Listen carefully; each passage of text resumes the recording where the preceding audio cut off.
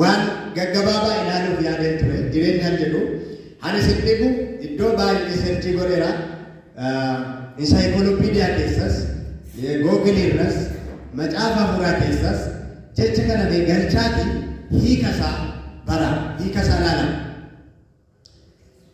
jecha kana hiika kallattii hin argattan jireenyaan jedhu kana amma jireenyi maallata isinii jedhee maallaa deebiftu hiika kallattii akkaataan Almaas deebistu akkaataan Daani'el deebisu akkaataan Daawit deebisu garagara kanan arga xiyyeeffannoo nuti itti kenninuuf haala nuti ilaallu keessatti garagarummaa baay'ee qaba xiyyeeffannoo keenya irratti hundaa'ee hiika garagaraatu kennama kanaaf fakkeenyaaf laayif kan jedhu kana akka saayinsiitti maal jedhaa living matter and as such matter that shows certain attributes that include responsiveness, growth, metabolism, energy, transformation, reproduction. Wanti jiraatu tokko maal waan jiru tokko jechuudha. Jireenya gaafa jedhu waan jiru tokko waan jiru kuni maaliin beekama jedhaa amala adda addaa qaba. Responsiveness deebii kenna waa tokkoof deebii kenna otoon isa xinnoo ishee qinniidee responsi kenna deebii kenna hanjiru akkas kun amala jireenyaati. Responsi kenna amma fakkeenyaaf biqilaa yoo ilaaltan cabsitanii yoo lafa buuftan responsi kenna hin goga. Akkuma kana hin guddatu wanti jireenya qabu hin guddatu staatikii miti hin guddatu hin argana anniisa qaba walora kan jireenya qabu karaa saayinsii gara kan biraatiin immoo jireenyi daangaa dhalootaaf du'a gidduu jirudha jedhama. Life is a period from birth to death. Have a beginning and end. Ishee kana xinnoo ishee tokko barbaada. Yeroo baay'ee kana yaadan. Ishee kana yaadan. Namicha tokkotu Dr. Warqman jedhaman yoo beektanii fi gorsaa olaanaa ministeera barnootaati kan Itoophiyaa. Gaaf tokko seenaa jireenya koo jijjiiru nutti himan leenjii irratti. Waggaa 40 olii Ameerikaa jiraataniiru. Dhumarratti waatu naa galeedha. Yoom naa gala gaafa abbaan koo du'uun waa yaadadheedha. Ani sagalan du'a. Achi booddee finyoo tokko qabatanii deemu. Finyoo Dr. Warquu finyoo qabatanii deemu kiisii isaaniitti lafa leenjii dhaqan hundumaatti finyoo kana qabatanii deemu. Finyoon kun jalqaba qabdi dhuma qabdi. Sana booddee finyoon kun asiif as jireenyi namaa kanaa jedhama. Waan guddaa na barsiise. So jireenyi dhuma qaba. Dargaggeessas ta'ee dargaggeettii nama umuriin achi siqee hundumtu hin jiraata hin du'a dhuma qaba jireenyi. Macaafni qulqulluun maal jedha seettanii gaafa laaltanii jireenyi kennaa Waaqayyo dhala namaaf kenne keessaa isa jalqabaa. Dhala namaaf Waaqayyo jireenya kenne jalqaba. Akkamitti Waaqayyo gooftaan biyyoo lafaatti nama tolche hafuura jireenya itti godhu funyaan isaatti baafate. Argitanii jalqaba Waaqayyo kan namaaf kenne jalqabni jireenya.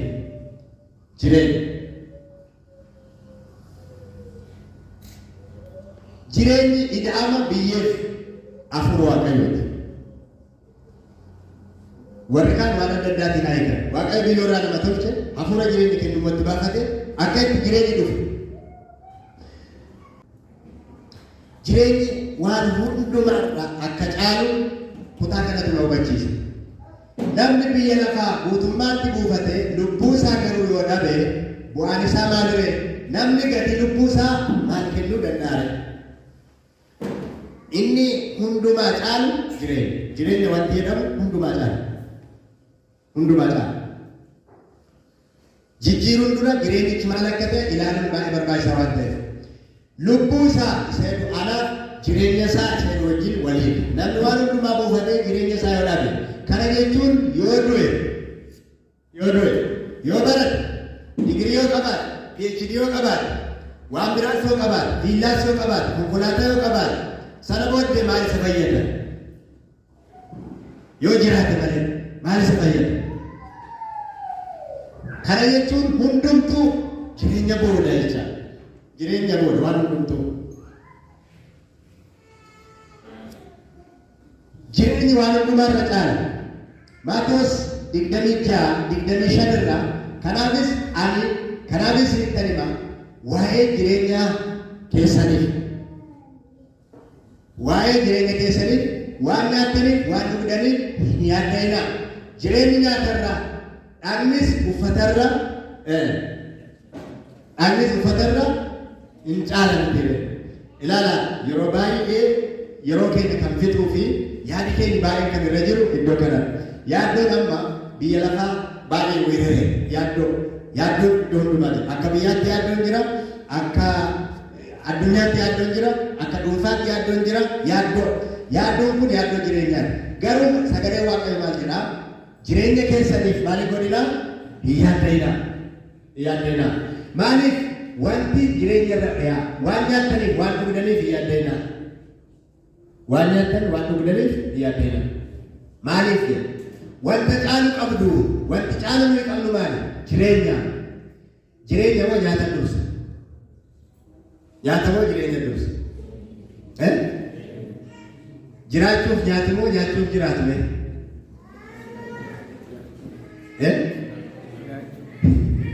Meetti yaada jiraachuuf nyaatu moo nyaachuuf jiraatu? Kamtu dursa? Nyaata moo jireenya dursa? Emee nyaata dursa hojjetan? Nyaata dursa. Eeshi jireenya dursa. Yes, jireenyatu dursa. Dhagna moo uffatatu dursa? Dhagna moo uffata dursa? Yoo dhagni hin jiraanne uffata maaltu gootu? Yoo jireenyi hin jiraanne nyaata maaltu gootu? Kanaaf yeroo baay'ee hin yaaddoofne waan nyaannuuf waan dhugnuuf. Garuu Waaqayyo isa caalu nuu kenne isa hin caalu immoo nu dhowwata. Anaaf jireenyi akka killeeti kun kan kooti. Ankooti kun waan dubbisee irraa ilaalee kananii hubannaa kooti. Isiniif akka barbaadaa ta'u. Anaaf maalidhaa jireenyi killee akka killeeti. Yoo qabaatan kan jireenya biraa dabaltee nama gammachiiftu. Yoo qabaa balleessan immoo kan cabdee dhangalaatu. Kuni ankooti.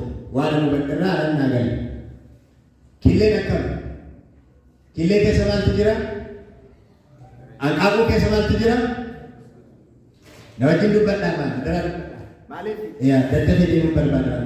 Killee keessa maaltu jira? Killee keessa maaltu jira? Jireenya jira miti, lukkuun jira. Yoo qabatan maal fiddi? Jireenya biraa fiddi, bu'aa biraa fiddi. Yoo gadhiisanoo dhangalaata jireenya akkasuma. Anaaf jireenyi qilleensa. Kunis anaaf. Kan ariifattee maal taatu? Darbitu. Ariifattee darbitu jireenya.